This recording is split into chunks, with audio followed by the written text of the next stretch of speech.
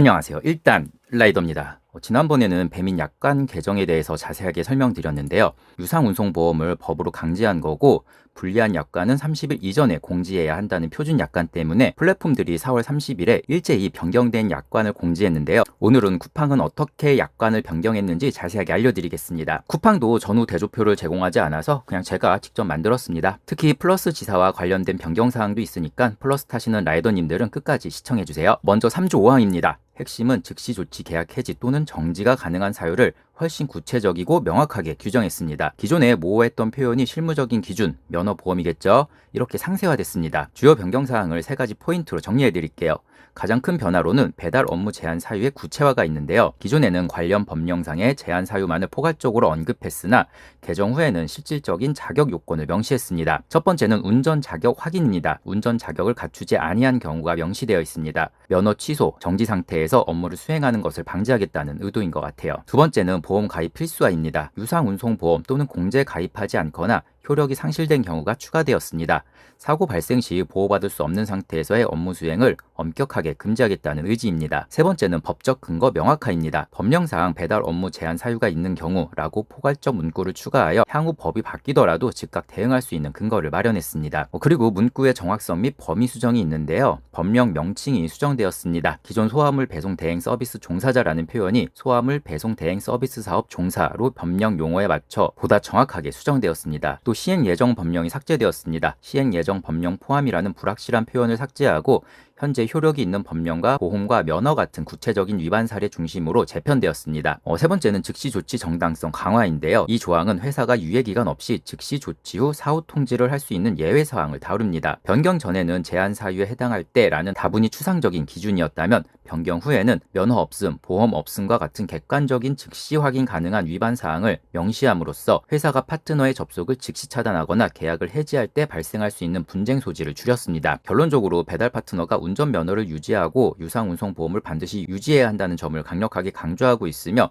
이를 어길 시 별도의 경고 기간 없이 바로 업무가 제한될 수 있음을 분명히 한 것입니다. 제4조는 배달 파트너 자격 제한에 관한 내용인데요. 여기에 있는 변경사항은 배달 파트너로 등록하려는 단계에서부터 검증 절차를 대폭 강화하겠다는 의도가 담겨 있습니다. 앞서 살펴본 5항이 이미 활동 중인 파트너에 대한 즉시 조치였다면 4조는 누구를 파트너로 승인할 것인가에 대한 진입 장벽에 관한 내용입니다. 첫 번째는 가입 승인 단계에서의 3대 필수 요건을 명문화했다는 거예요. 이전에는 가입 시 명령 위반 여부를 포괄적으로 보았다면 이제는 다음 3가지가 갖춰지지 않으면 등록 승인 자체가 거절됩니다. 법적 자격으로 소화물 배송 대행 서비스 사업 종사 제한 사유, 이제 범죄 경력 같은 건데요. 이런 게 없어야 되고요. 그리고 운전면허를 보유하고 있어야 돼요. 또 나머지는 유상운송보험 또는 공제 가입이 확인이 돼야 돼요. 가장 중요한 변화가 이건데요. 보험 없이 배달하는 유령 라이더의 진입을 원천 차단하겠다는 의미입니다. 이제 12조로 넘어갈게요. 이 부분은 플러스 지사에 관한 내용이니까 플러스 기사님들은 집중해서 시청해주세요.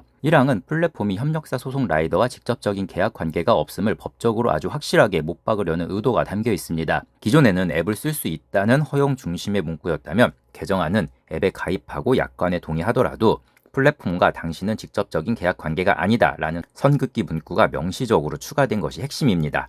자세한 변화 요인은 다음과 같습니다. 첫 번째는 계약 주체를 명확화했다는 거예요.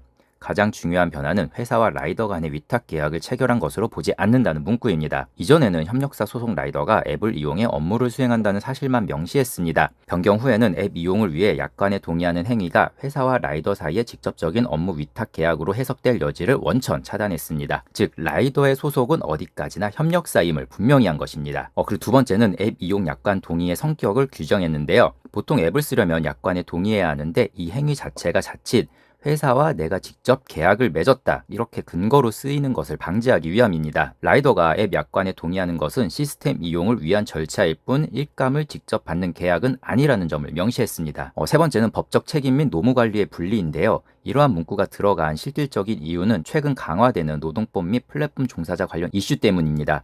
플랫폼의 리스크를 좀 관리해야 되는데요. 협력사 소속 라이더가 나중에 플랫폼 앱을 썼고 약관에 동의도 했으니 플랫폼이 나의 실질적인 사용자다라고 주장할 수 있는 가능성을 방어하려는 조치입니다. 그리고 나머지 하나는 관리 책임 소재에 있는데요. 임금 지급, 산재보험, 근로 조건 등에 대한 책임이 플랫폼이 아닌 협력사에 있음을 명확히 하려는 의도입니다. 요약하면 1항은 당신은 우리 협력사 소속이지 플랫폼과 직접 계약한 파트너가 아니다라는 점을 법적으로 명확히 규정해서 향후 발생할 수 있는 고용관계나 책임 소재 분쟁에서 회사가 방어권을 갖추기 위한 조치라고 볼 수 있습니다. 13조 3항은 앞서 보신 제12조 1항의 연장선에 있는 내용으로 문구는 더 간결해졌지만 계약 종료의 시점을 훨씬 단호하고 명확하게 규정했다는 특징이 있습니다. 가장 큰 차이점은 간주되지 않는다라는 법적 해석의 여지가 있는 표현에서 계약 관계에 있지 않다라는 확정적인 상태의 표현으로 바뀐 것입니다. 첫 번째는 계약 종료 시점을 명확화했다는 건데요. 변경 전에는 위탁 계약 관계를 형성한 것으로 간주되지 않는다고 하여 기존 계약과의 연결고리가 완전히 끊어졌는지에 대한 표현이 다소 완곡했습니다. 그런데 변경 후에는 전환 이후에는 계약 관계에 있지 않습니다 라고 명시함으로써 일반 배달 파트너에서 협력사 소속으로 전환되는 그 시점에 회사와 맺었던 기존 위탁 계약은 즉시 종료된다는 점을 확실히 했습니다. 그리고 두 번째는 법적 지위의 단절인데요. 이 조항은 배달 파트너가 소속을 옮길 때 발생할 수 있는 혼선을 방지합니다. 일반 파트너일 때는 회사와 1대1 위탁 계약 관계였지만 협력사 소속으로 전환되는 순간 회사와의 직접적인 계약은 소멸하고 협력사와 라이더 간의 계약만 남게 됨을 명시한 것입니다. 그리고 간주와 있지 않다의 어감 차이를 간단하게 설명드릴게요. 간주되지 않는다. 이거는 그렇게 보지 않겠다는 다분히 수동적이고 방어적인 표현입니다. 하지만 있지 않다는 현재 그런 관계가 아니다라는 객관적인 사실을 선언하는 표현입니다. 이는 나중에 라이더가 전환 후에도 예전 계약이 유효한 줄 알았다거나 플랫폼이 여전히 나의 계약 상대방이다 라고 주장할 여지를 더 강력하게 차단합니다. 14조 사항은 앞서 살펴본 내용들과 같은 내용이고요. 특히 전환 시점에 따른 약관 효력의 중단을 더 확실하게 명시했습니다.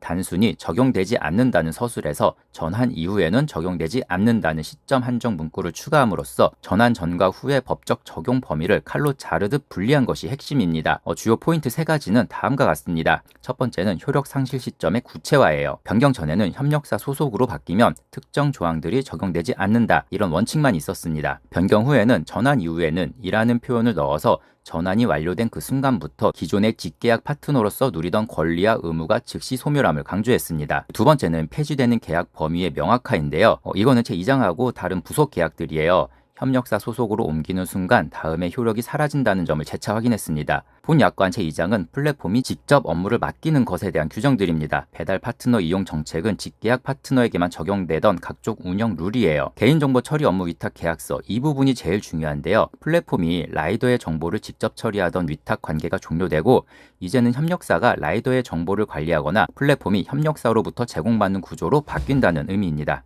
그리고 세 번째 유지되는 조항인데요. 이거는 1장, 3장, 4장이에요. 계약 관계는 끊어지더라도 앱을 사용하는 동안 지켜야 할 최소한의 약속은 남겨두었어요.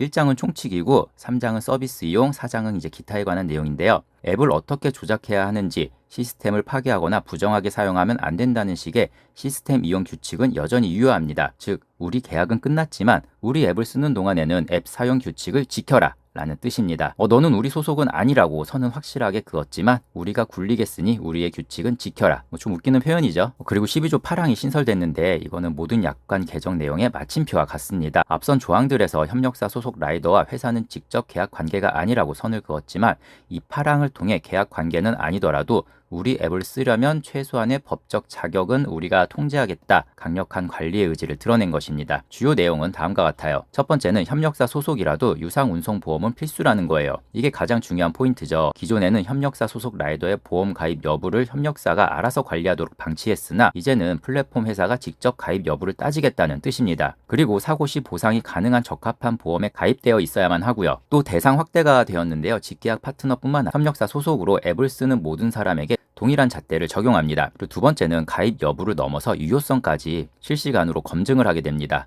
단순히 가입했다는 서류 제출에 그치지 않고 유효성 확인이라는 문구를 넣었습니다. 보험 기간이 만료되거나 중도에 해지된 경우 시스템적으로 이를 확인하여 실시간으로 배달 수행을 차단할 수 있는 근거를 마련한 것입니다. 그리고 세 번째는 앱 이용 제한이라는 강력한 제재를 문서화했는데요. 회사는 협력사 라이더와 직접 계약 관계는 아니므로 해고를 할 수는 없습니다. 하지만 앱 이용 제한이라는 수단을 통해 사실상 업무를 수행하지 못하게 하겠다는 의지를 명문화했습니다. 보험이 없으면 우리 앱 접속을 막아버리겠다는 선언입니다. 이 조항이 신설된 배경과 이유는 다들 아시죠? 최근 관련 법령이 강화되면서 플랫폼 사업자는 종사자의 보험 가입 여부를 확인할 사회적, 법적 책임을 더 크게 지게 됐습니다. 보험에 가입하지 않는 협력사 라이더가 배달 중 사고를 낼 경우 플랫폼 회사로까지 불똥이 튀는 것을 방지하기 위한 안전장치로 사고 발생 시 리스크 관리하기 위해서 개정된 거고요. 직계약 파트너들에게는 엄격한 보험 기준을 적용하면서 협력사 라이더들에게 예외를 둘 경우 발생하는 형평성 문제와 안전 사각지대를 없애려는 조치입니다. 그리고 이용정책 4조 1항의 변경은 유상운송보험 가입, 쿠팡이츠 배달 전 유상운송보험 또는 공제 가입 필요,